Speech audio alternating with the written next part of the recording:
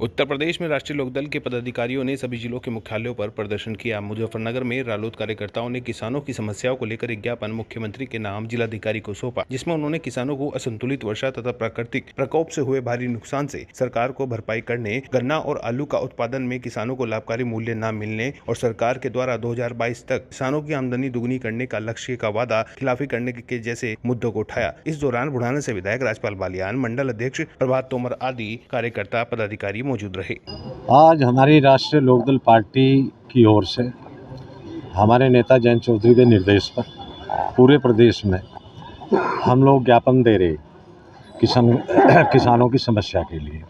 एक तो बकाया पेमेंट और जो मिल चालू हो गई है वो आगे का मूल्य भुगतान आगे का मूल्य निर्धारित किया जाए और पशुओं से बड़ी परेशानी किसानों को है वो उनका कोई इंतज़ाम किया जाए।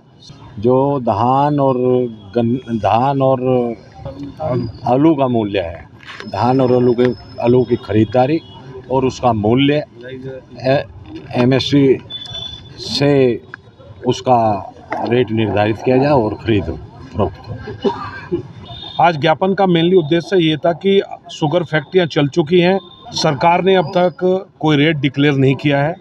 भारतीय जनता पार्टी जब प्रदेश और देश के अंदर चुनाव लड़ी थी तो उन्होंने अपने मैनिफेस्टो में ये लिखा था कि जब फैक्ट्रियाँ चल जाएंगी और किसान अपना गन्ना डालेगा उसके 14 दिन के अंदर हम उसका भुगतान करेंगे। आज जनपद की चाहे थाना भवन मिल हो, श्यामली की, चाहे मुजफ्फरनगर की बुढ़ाना मिल हो, चाहे हमारे श्यामली की ही गोगर मिल हो, तमाम जनपद में और दूसरे जनपदों में भी इस तरह की फैक्ट्रियाँ हैं जब जिसने आज तक किसान के गन्ने का पेमेंट नहीं किया। मैं आपके माध्यम से भारतीय जनता पार्टी के लोगों से पूछना चाहता हूं, जब पार्टी का मैनिफेस्टो था उसको लागू क्यों नहीं किया? जिस तरह पूरे प्रदेश के किसान को भ्रमित कर और सभी लोगों को वर्गों में बांटकर और एक दूसरे से दूसरे को लड़ाकर आपस में वोट लेने का काम करके इस देश के अंदर प्रदेश के अंदर सरकार बनाई है, ये झूठिस्तान पार्टी है।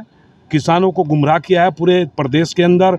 आज किसान की क्या हालत है, किसान बेचारा अपने घर पे शाम को खाना खाता है, रात को अपने खेत में पहरा देता है। आवारा पशुओं का एक बहुत बड़ा मुद्दा पूरे प्रदेश और देश के अंदर चल रहा है। जनपद में इतने लोगों की इस आवारा पशुओं के कारण मृत्यु हो चुकी है। सरकार ने ना उन लोगों के लिए किसी तरह की कोई घोषणा की है, क्योंकि सरकार ने घोषणा पूरे जनपद में की है कि हमारे अधिकारी इनको 15 दिन के अंदर बंद करेंगे, पर ऐसा कुछ नहीं। आप देख रहे होंगे सड़कों पर आवारा पशु किस तरह घूम रहे हैं, कितने एक्सीडेंट हो रहे हैं। अभी आपने देखा होगा तितावी थाने के सामने एक बहुत बड़ी कैजुअलिटी हुई थी जिसमें सिसोली के 3 लोगों की डेथ हुई थी, वो भी पशुओं के ही कारण हुई थी। आवारा पशुओं के मुद्दे पर लेकर हमारे नेता ये चाहते हैं आलू और धान का जो किसान है उस पर MSP बने और MSP पे ही खरीद फरोख्त हो। देखो, काउ सेंचुरी का हम कोई विरोध नहीं करते हैं, हमारा ऐसा कोई वो नहीं है, उसके हमारी कोई नेगेटिव सोच नहीं है, पर जितना प्रसारित और प्रचारण उसका करने का काम किया गया इतना धरातल पे काम नहीं किया। देखो, ये तो उनकी सोच है, मैं कुछ कहना नहीं चाहता, ये उनका व्यक्तिगत बयान है। वो क्या बोल रहे हैं, उनकी क्या सोच है, किस सोच के अंदर वो राजनीति कर रहे हैं, किस परिप्रेक्ष्य में जनपद में वो राजनीति कर रहे हैं, वो उनकी व्यक्तिगत बात है। मैं उसके बारे में कुछ नहीं कहना चाहता। आपको भी लगता है कि 30-30 बार गुलाम हुआ है जिस तरह से उन्होंने कहा है? नहीं, देखो, हम उसकी निंदा करते हैं और पहले तो उनको अपनी हैसियत में रह के बयान देना चाहिए।